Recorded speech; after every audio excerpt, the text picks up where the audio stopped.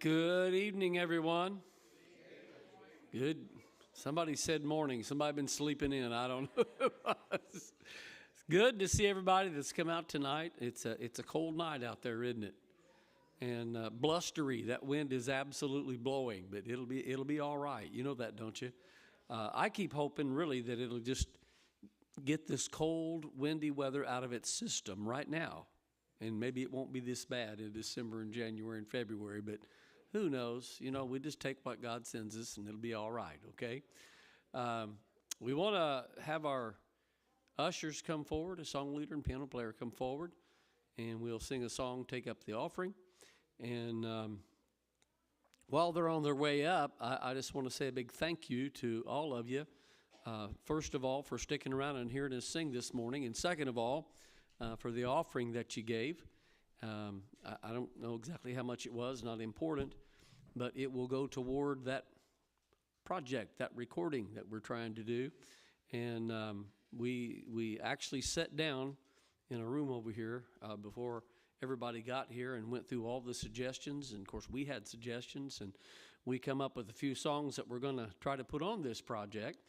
But we determined that if we keep singing and people keep giving us money, we'll just have to do another one. So, you know, whatever. So, but we appreciate you. Everybody stand with us if you would. And Brother Glenn, would you ask a blessing on this offering for us? God, our Father in heaven, we thank you, Lord, for all the blessings you bestow upon us, Lord. We pray use this offering tonight to further your kingdom, Lord. We thank you for the church that we have here and the fellowship we have in this church and the love we have in this church. And we just thank you for that. That's real important to us, Lord. Lord, we pray that all the people that's sick and shut in tonight, we pray let blessing on them and keep them warm and give them healing, Lord. And anybody that's lost tonight, pray you reach into their heart and stir them up and get them to come to you, Lord. We pray all these things through our precious Savior, Jesus Christ. Amen. Page 50.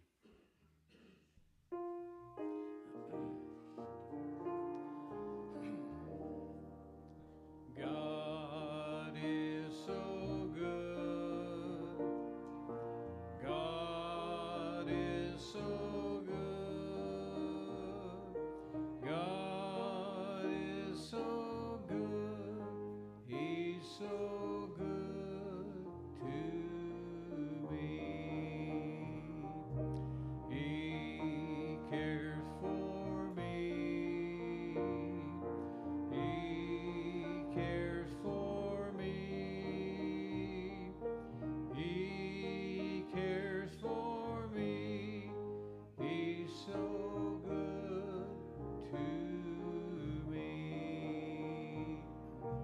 I love him so. I love him so. I love him so. He's so good to me. I praise his name. I praise his name. I praise his name. He's so good to me. Would you like to join us in prayer? Come on down front.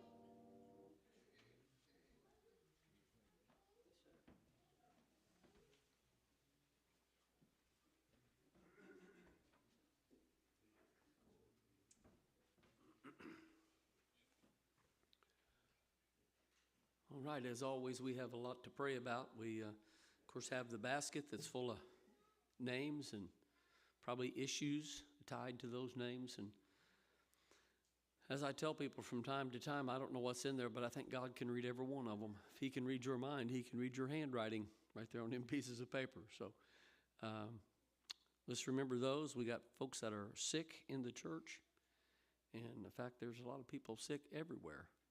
So we want to remember them too. Anybody got a special request before we go to prayer tonight? My friend Debbie, she's going through a lot right now. Okay, just remember that. I have a friend at work that her sister was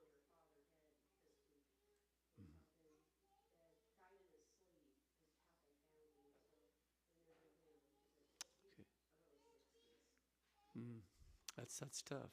That's tough. Anybody else?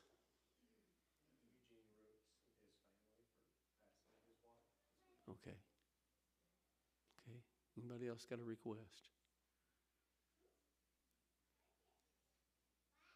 Sometimes those unspoken requests need to be, I guess, acknowledged. So let's remember all those too, okay? So we go to prayer. Brother Don, will you start it for us, please?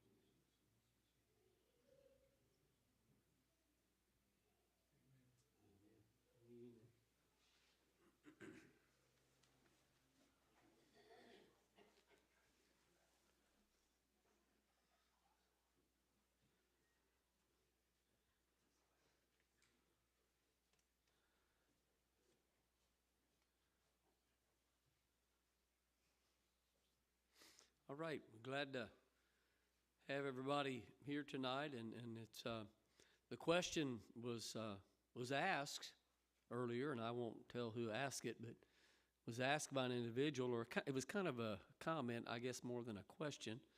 It kind of went like this right here. Now, since you sang for over an hour this morning, and since you've sung here in practice for Christmas play, what about tonight's message? What would you guys consider that to ask? Are you going to keep it short? I didn't give an answer. Because I don't know, okay? But it's good to be here tonight and good to see all you guys. And I hope that you guys enjoy us singing as much as we enjoy singing, because we had a good time today. Felt like the Lord was here, and it was a good service. So we're thankful for that. Right now, on our bulletin it says it's special singing time, and I believe I see Brother Stanley's guitar up here, so he might have one. I don't know if it's just him or him and his mom. I don't know, but we're going to ask you, Brother Stanley, come on up and do what you got to do, buddy.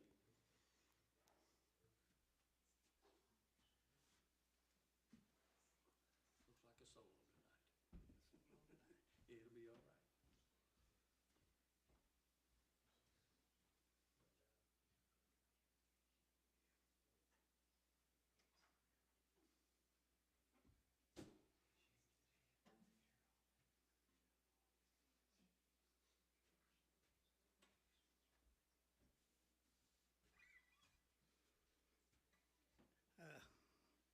I got a request, but I think I'm going to try to go ahead and sing anyways.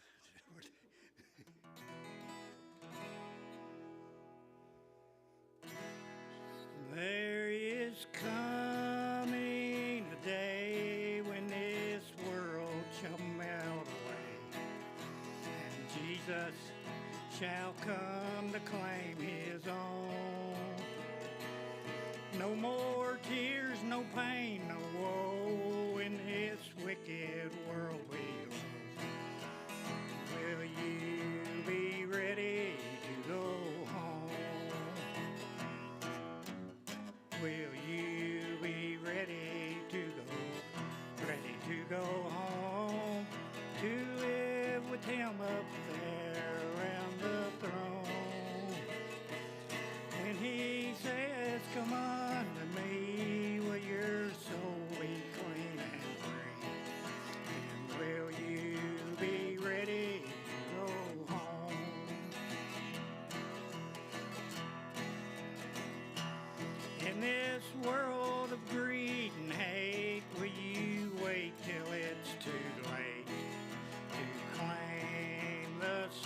treasure for your own.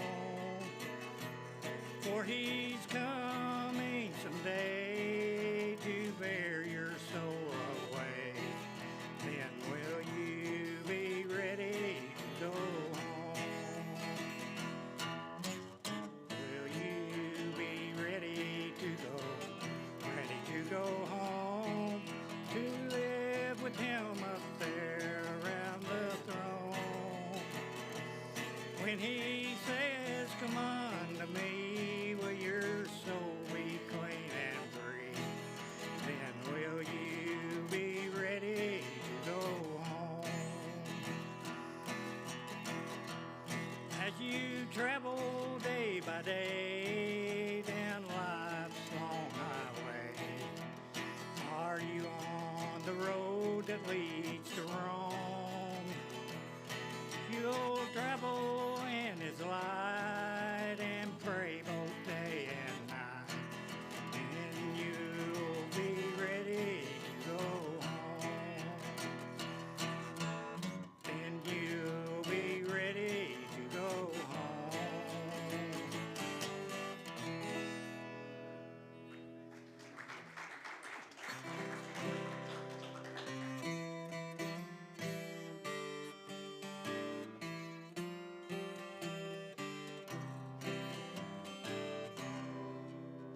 If I surveyed all the good things that come to me from above, I could count all the blessings from the storehouse of love.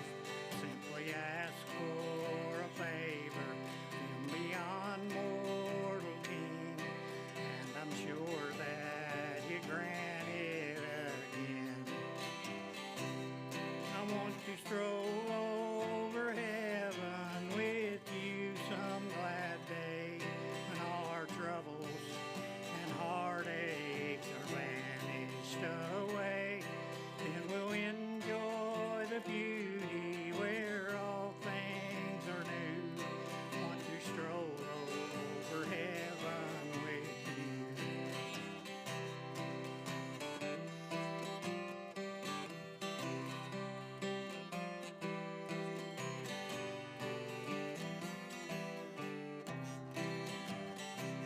So many places of beauty we long to see here below.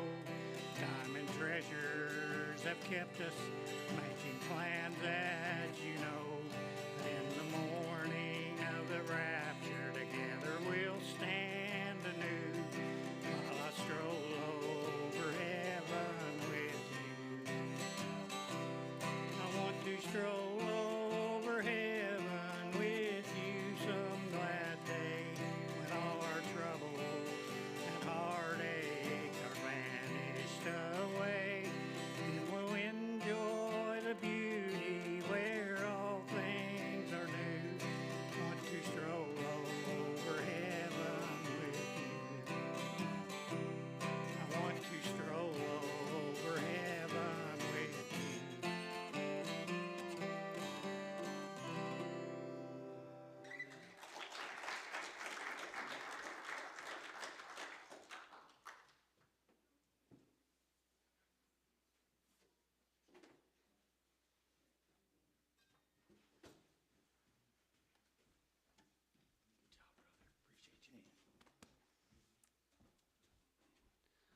All right, anybody else got a song? Here comes a couple of singers.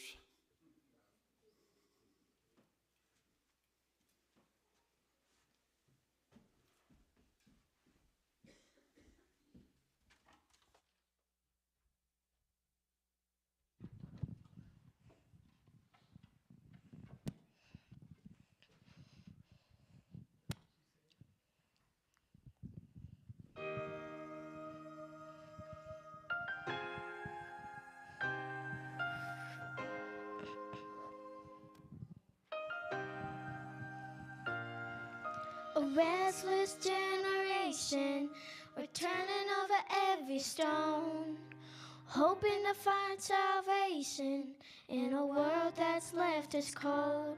So can we get back to the altar, back to the arms of our first love. There's only one way to the Father, and He's calling out to us. To the captive, it looks like freedom. To the orphan, it feels like home. To the skeptic, it might sound crazy to believe in a God who loves. In a world where our hearts are breaking and we're lost in the mess we've made, like the blinding light in the dead of night is the gospel that makes a way. It's a gospel that makes a way. Is it cure for our condition? Is it great news for us all? It's greater than religion. It's the power of the cross. So can we get back to the altar, back to the arms of our first love? There's only one way to the Father, and He's calling out to us. To the captive, it looks like freedom. To the orphan, it feels like home. To the skeptic, it might sound crazy to believe in a God who loves. In a world where our hearts are breaking and we're lost in the mess we made, like a blinding light in the dead of night, it's the gospel that makes a way. It's a gospel that makes a way. It's a gospel that makes a way. It's a gospel that makes a way.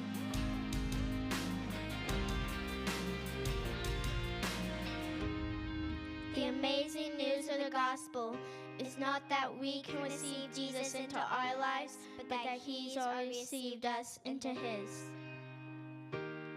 In my own life, it means forgiveness when I know I deserve the falls. He called me out of my darkness and carried me to the cross. In a moment, my eyes were open. In a moment, my heart was changed. Like a blinding light in the dead of night, it's the gospel. Oh, to the captive, it looks like freedom. To the orphan, it feels like home. To the skeptic, it might sound crazy to believe in a God who loves. In a world where our hearts are breaking and we're lost in the mess we made, like a blinding light in the dead of night, it's the gospel that makes a way. It's the gospel that makes a way. It's a gospel that makes a way. It's a gospel that makes a way. It's a gospel, the gospel that makes a way.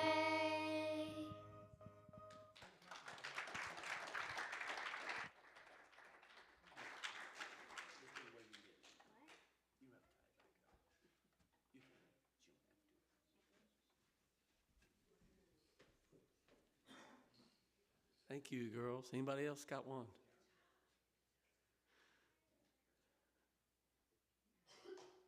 You guys are awful quiet tonight.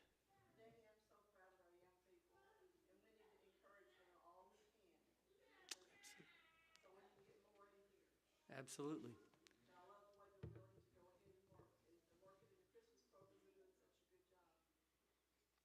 Yep.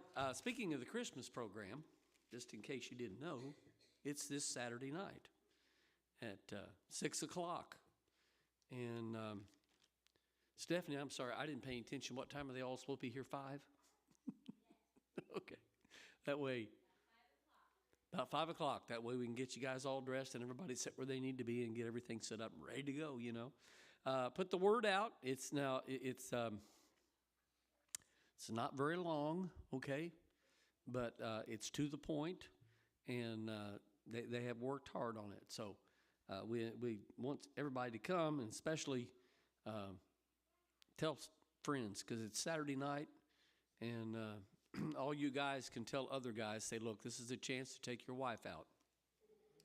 Take her out to eat about 4:30 and then come over here about 6 and we'll, you know. Guys don't understand that. You got to do that, okay? All right. If you've got your Bible, want to follow along, we're going to read in Psalm 37. Psalm 37. It is a psalm of David. And we're going to talk about commitment tonight. Commitment. It's talking to a young preacher here a day or two ago, and he was kind of getting discouraged, you know, about some things, and tried to encourage him. It's easy to get down and out and discouraged, ain't it? I mean, it really is. If you're not careful, you'll drag yourself down and have your own little pity party and all that kind of stuff, you know. And he asked the question. He said, why don't people come to church like they should, and why aren't they involved like they should? And I told him I really didn't know. And he said, well, why don't you know? I said, because I am involved. I'm there. And if you're here and you're involved, you don't understand why people don't come and why they don't get committed to these things. My biggest concern is commitment to Christ. That's very, very important.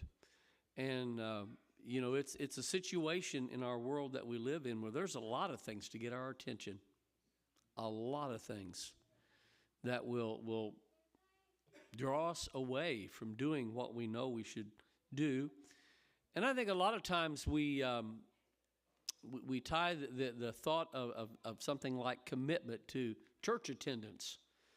And while I think church attendance is very important, I think it really is that you should attend a church and you should gather with Christians as often as you could. That's just a little piece of being committed to God. Because you can come to church and not really be committed. Did you know that? You can be half-hearted about coming. There are people that come just because, well, that's what I've always done, and that's what I'm supposed to do, you know. And I suppose there are people that come to church that are just bored and don't want to sit at home, so they just come. It could be 1,000 reasons. I don't know. But commitment is more, it has to be measured by more than just church attendance. So Psalm 37 has got several different things in it, and I preached out of this many, many times, but I suppose this conversation with this young pastor is what led me this way tonight, okay? So we're going to read the first 6 verses, and you'll see the point of commitment in here, okay? He said, fret not thyself because of evildoers, neither be thou envious against the workers of iniquity, for they shall soon be cut down like the grass and wither as the green herb. Trust in the Lord and do good. So shalt thou dwell in the land, and verily thou shalt be fed. Delight thyself also in the Lord, and he shall give thee the desires of thine heart. Commit thy way unto the Lord. Trust also in him, and he shall bring it to pass. And he shall bring forth thy righteousness as the light, and thy judgment as the noonday. And so, kind of zeroing in just a little while on verse 5 right here. What does it mean to commit? Looked this up and wrote it down so I could make sure we knew what it meant to commit, okay? It means to give in charge or trust, or to give over. Commitment, to commit your way to the Lord. One thing that I told my children as they were growing up, all 4 of them actually, though my son was 12 when he died, he knew this, and I meant it. This is kind of the way I was raised. If you decide to do a sport, let's say in school, or any other activity in school, and you make a commitment, you stick with it. Even if it gets to the point that you don't really like it, you know, maybe you're one of these guys that's a bench warmer, you know, but you made the commitment and you don't get to play much, you stay with it. There's no room to quit. You made that, you obligated yourself to do that. And so you need to stay in there for the entire season. And I had a little pushback from my daughters, you know, about that. I said, no, listen. This is what you wanted to do. You've become part of the team. You stay with it. You stay with it. That doesn't mean you're going to be the star of the team, you know, and everybody, especially kids, they get, you know, playing a sport and they think they ought to be the star. You may not be the star, and that's not what's important. It's the team. It is a team effort. And it's still the same way with being a Christian. We say that we have committed our way to the Lord, but I think some people are very half-hearted in committing their way to the Lord.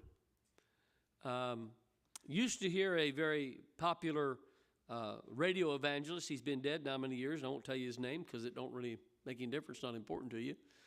But he would say that there's a lot of nominal Christians in the church. And here's the way he defined a nominal Christian.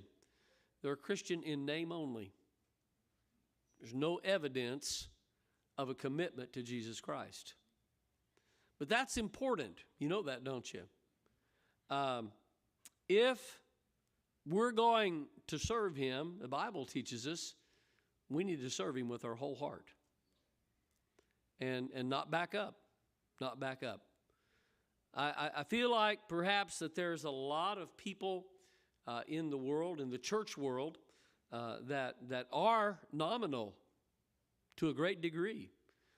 Because on the one hand, they say that they're committed to Christ, but on the other hand, when you watch their life, you don't see much proof of it. That's scary, isn't it? And so, let's try to be committed to the Lord. In Proverbs chapter 3, verse 5 and 6, the writer said this: "Trust in the Lord with all thine heart, and lean not into thine own understanding." Now, there's one word in there that really steps out to me. Hope I stressed it just enough. All your heart. If Christ is worth serving, he's worth serving with all of our heart. Then it went on to say, "In all thy ways acknowledge him, and he shall direct thy paths."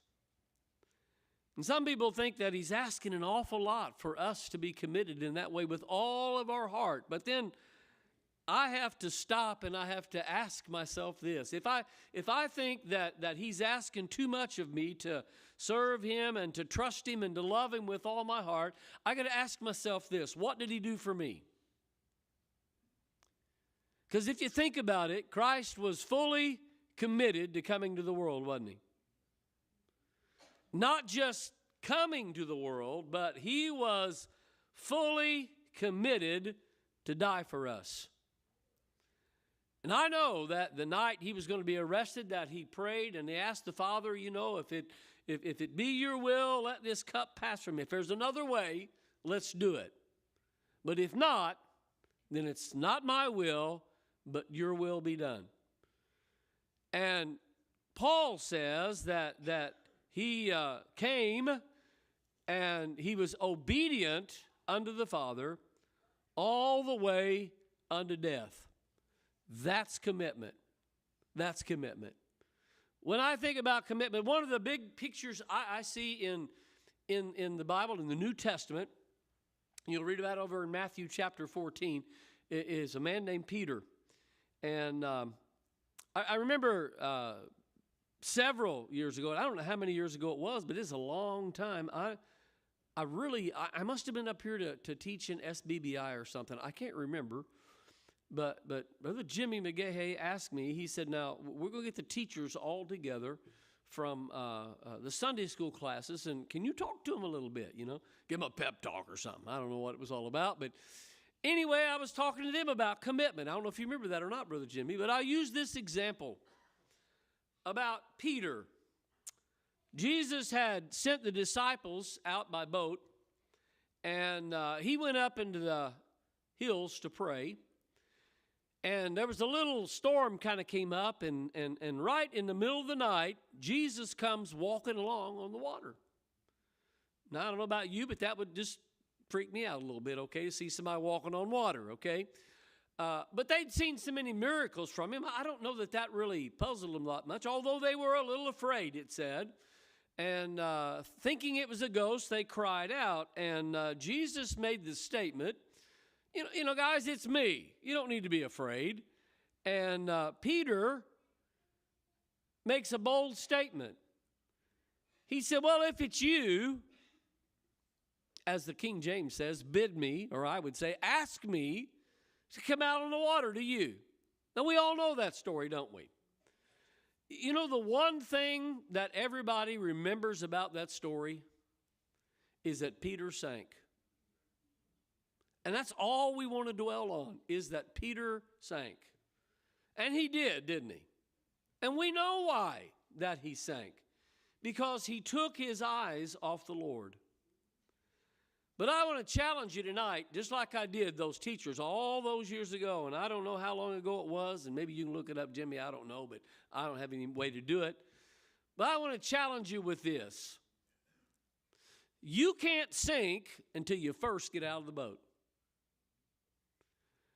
We don't need to remember that he sank as much as we need to remember that at that very moment, he put all of his trust in Jesus Christ and that he had the ability to help him walk on water. Now, I don't know if you get that or not, but that is commitment, folks.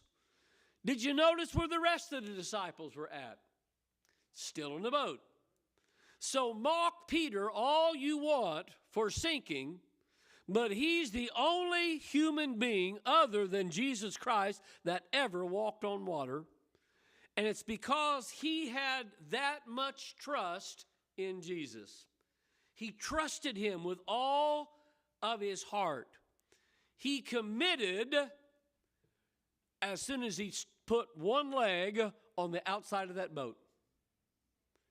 And he stepped out and did something that none of the rest of us have ever done, may never do, and all we remember is he sank. If we act as Peter, and we commit our way to the Lord, and we are going to say that we're going to trust him, and we take our eyes off the Lord, we'll sink too. But if we will keep our eyes on him, you won't sink. He'll make you successful. He'll lead you through whatever you're going through. I think the reason we fail so many times is because we're half-heartedly following him, and perhaps we just simply quit looking at him.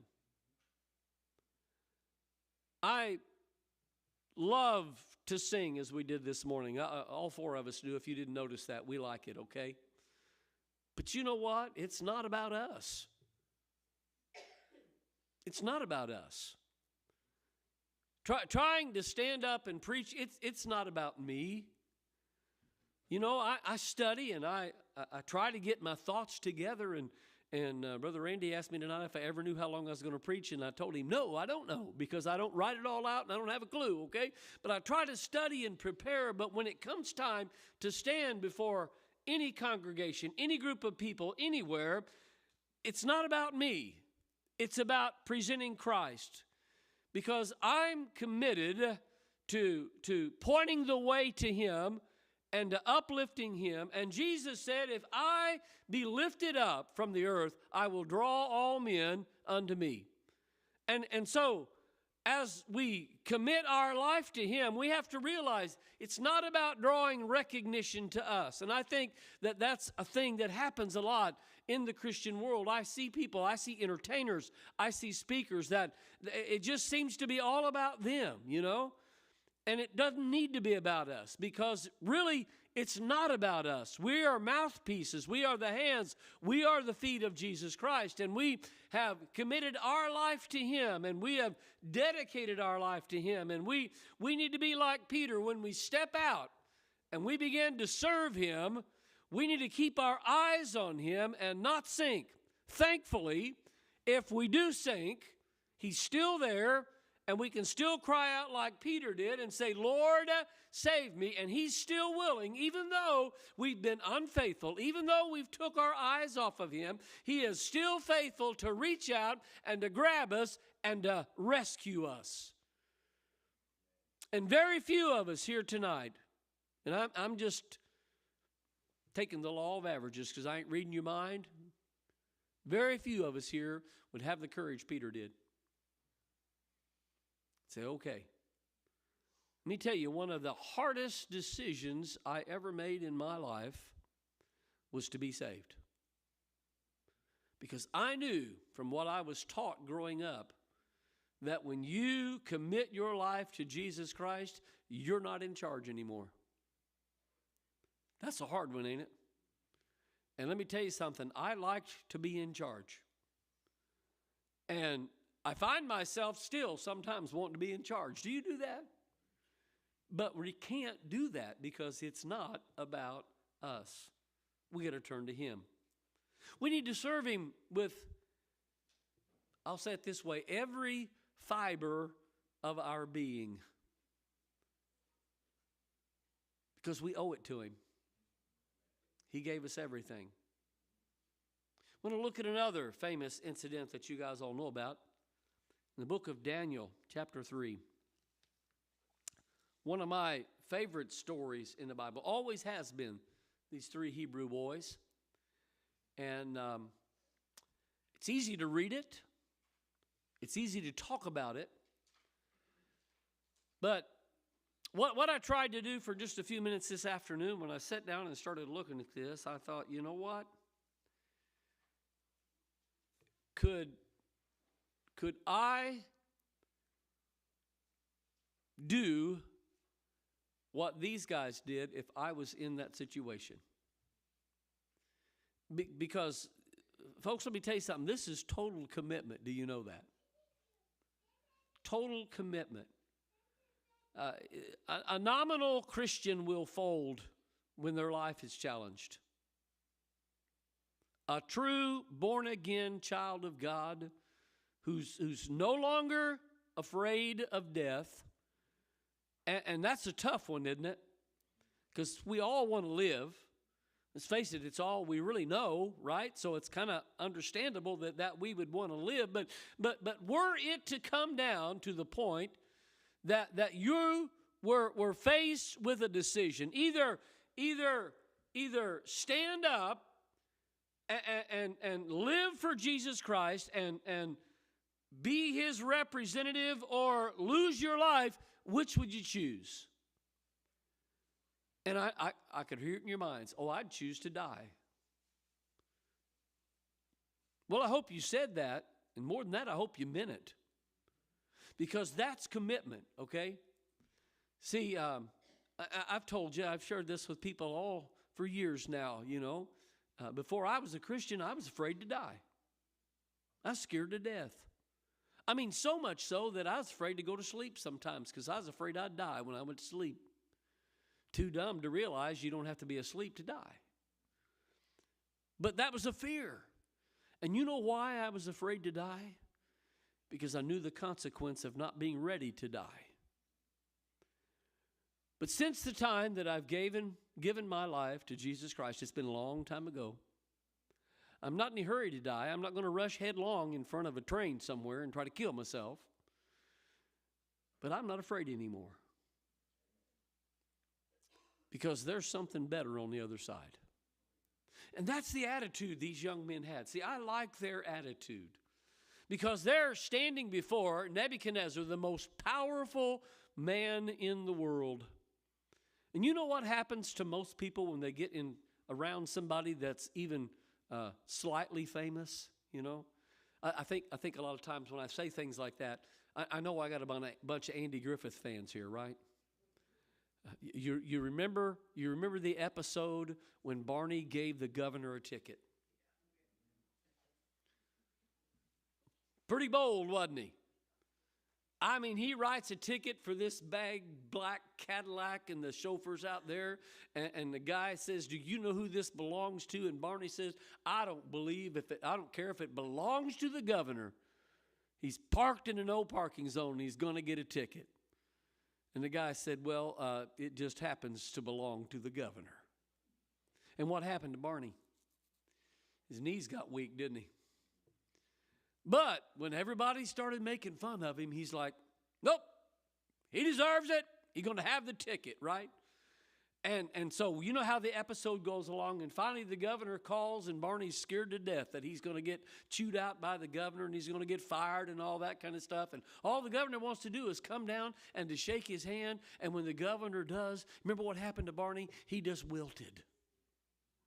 I mean, he shook hands, but he's just in awe that he shook hands with the governor. Anybody here ever shook hands with the governor? I tried to avoid it, but a few months back, well, about a year and a half ago, he shook my hand. I was trying to avoid him. I'm thinking, I don't even want to shake your hand. Just leave me alone.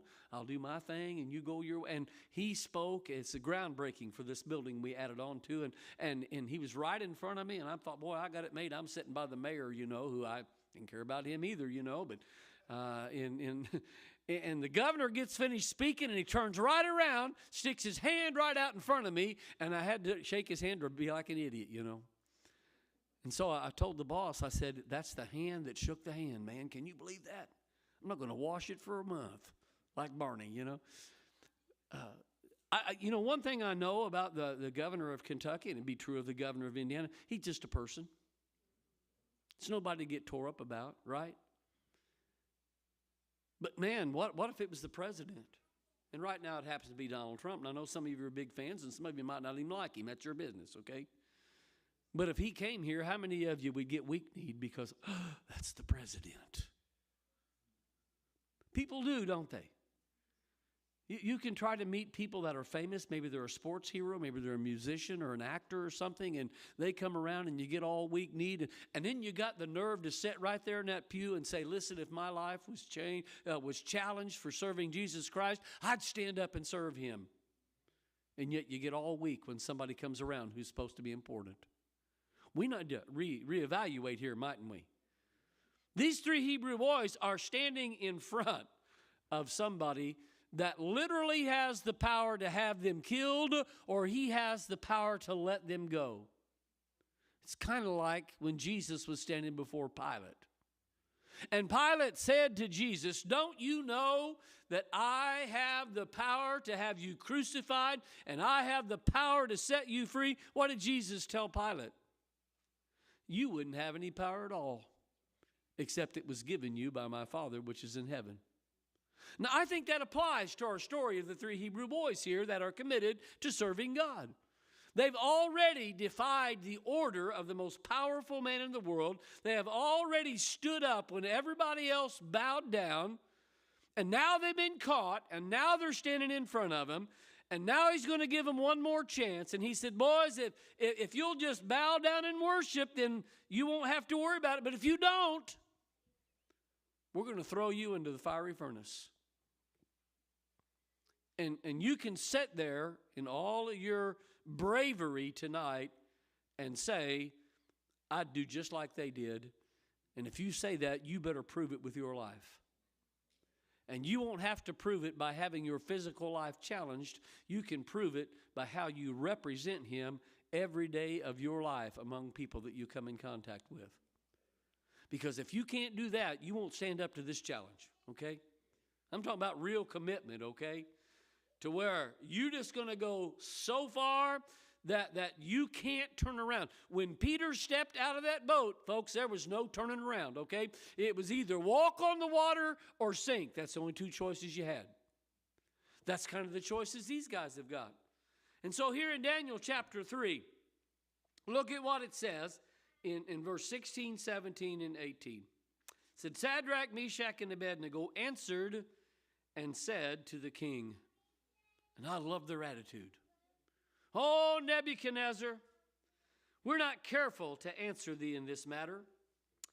If it be so, our God, whom we serve, is able to deliver us from the burning fiery furnace, and he will deliver us out of thine hand, O king.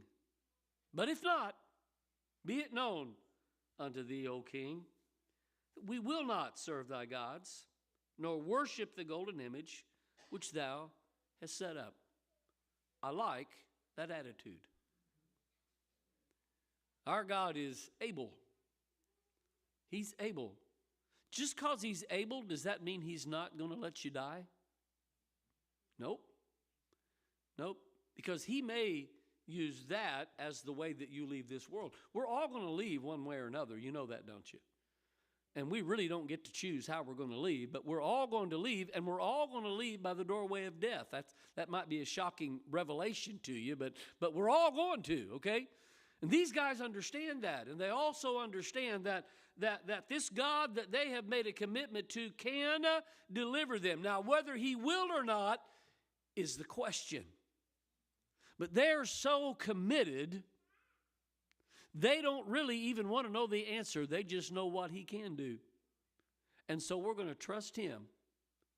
And I like this. Do you catch this? I catch it every time. And I look at people sometimes when I say this, and they don't quite get it, okay? They knew that the Lord could deliver them from the burning fiery furnace. And the last part of that sentence, the second clause says, and he will deliver us out of thine hand. That means we may die, but we ain't going to have to put up with you. I like that. Don't you like that? We may die, but if we do, we don't have to put up with you anymore. Think about it. As a Christian tonight that's totally committed to Jesus Christ, if you die tonight, you don't have to put up with everything that's going on in this world. If you've got health issues, they're done. It's over with. If you've got things that plague your thinking, trouble your mind, done, over with. You got people that hate you, that despise you, that talk about you, that put you down. You don't have to worry about them anymore.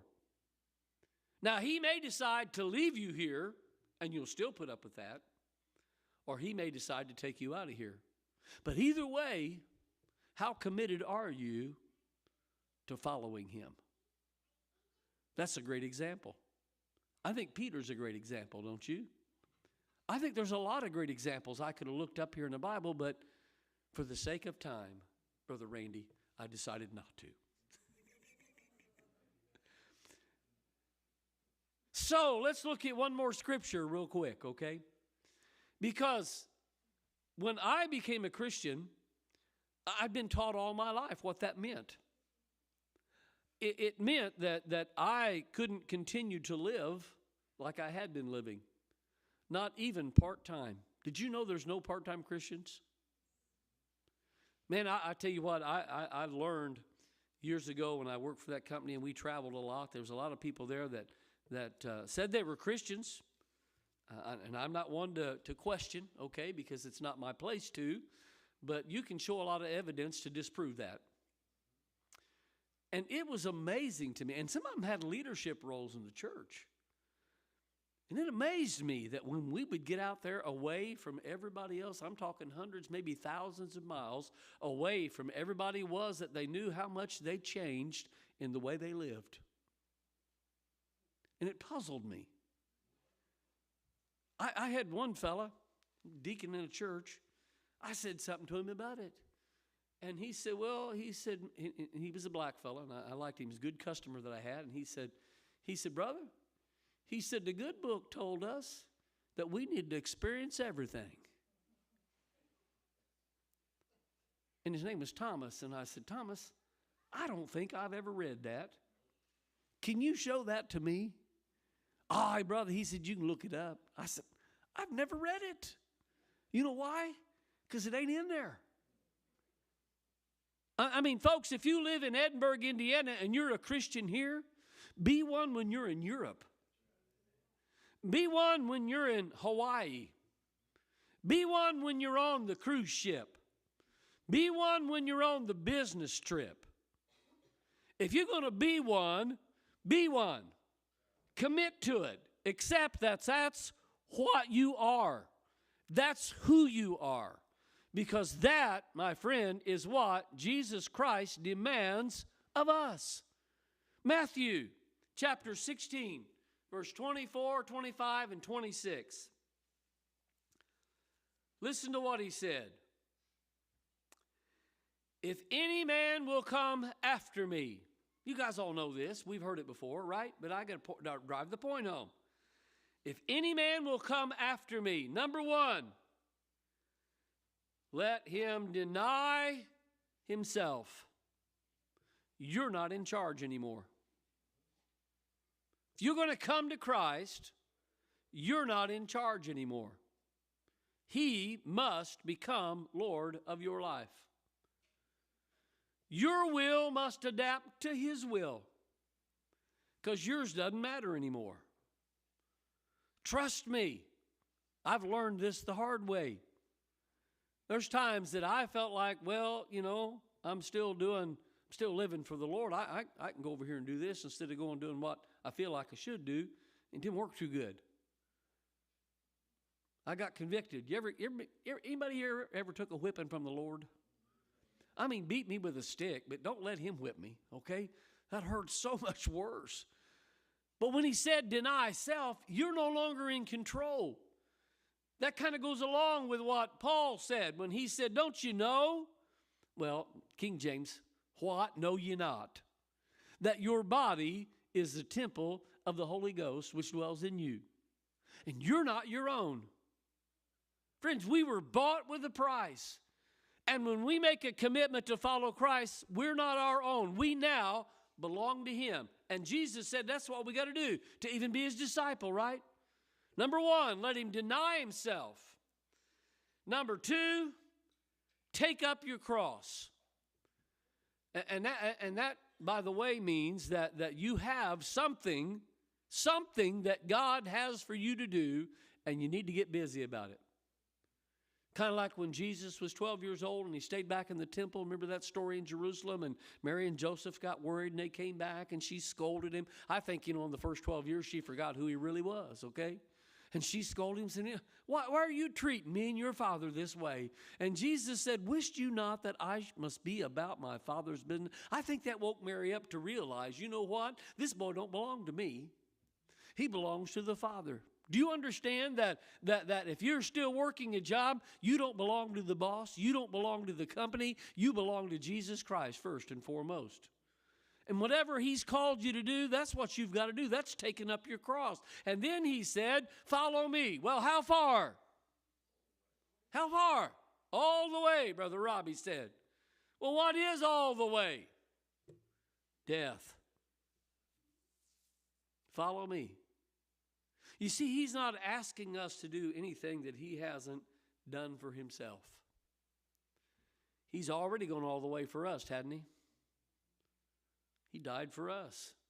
Why would He expect any less from us? Boy, that'll make you nervous, don't you? Oh, is He going to ask me to die for Him? Well, I think first and foremost, He's going to ask you to live for Him.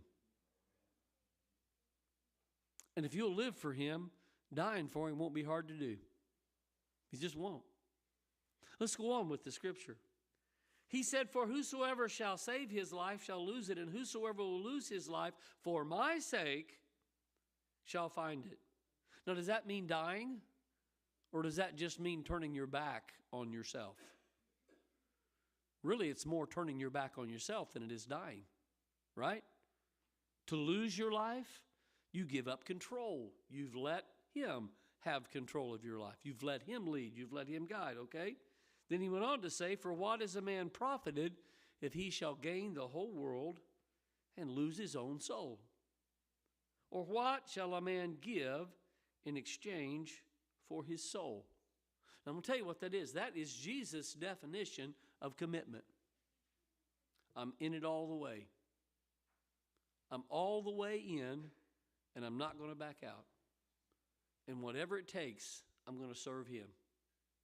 I want to challenge you with that tonight. And I want to end by asking you this: how committed are you to the Lord? How committed? I get comments all the time from people, and I don't know, it kind of puzzles me, because there's people that I've known for many, many years, and they'll come up to me, are you really pastoring in Edinburgh?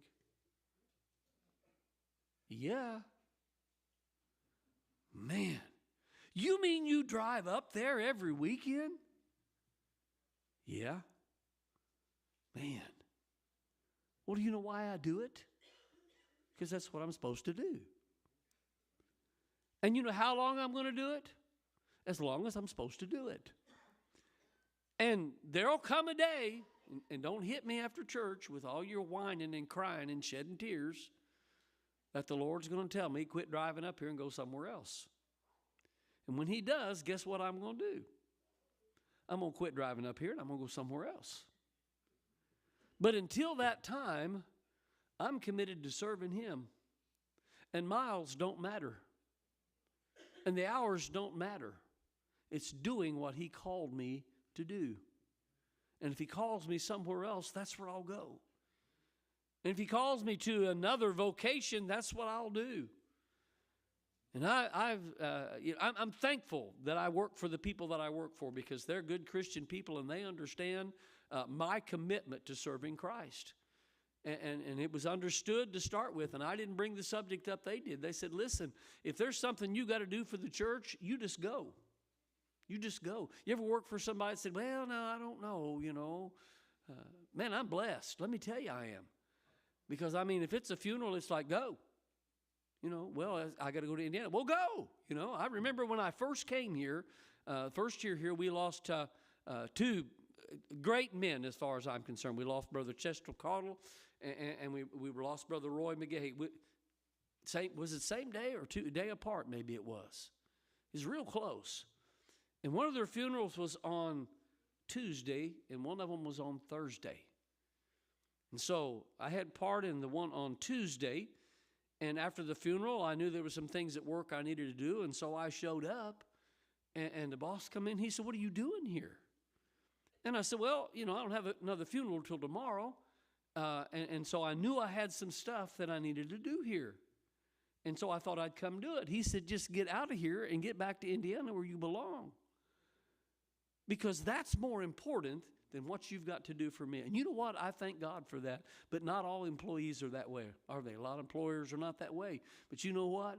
I believe at this point in my life, if he wasn't that way, if they weren't that way, I'd just quit and go ahead and come up here anyway. Because that's more important, ain't it? Because I've learned over the years that if we follow the leadership of Christ, it might lead to a different job. You know that?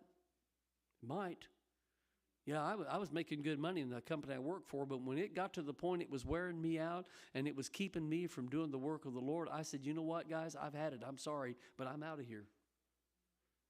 And they said, oh, you can't quit. I said, oh, yeah, watch me. Serving Christ is the number one thing in my life. And you can do it wherever you're at as long as you are where Christ has put you. How committed are you to serving Jesus Christ? Let's stand together. Anyone have a word before we dismiss tonight from our service?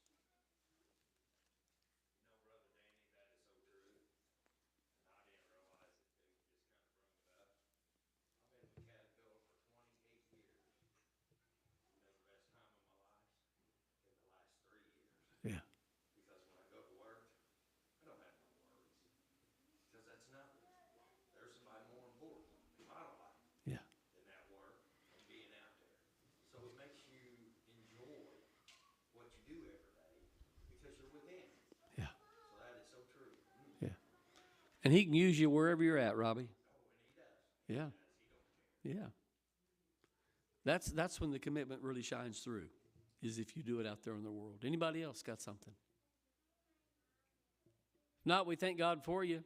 And remember, Saturday night, spread the word. Okay?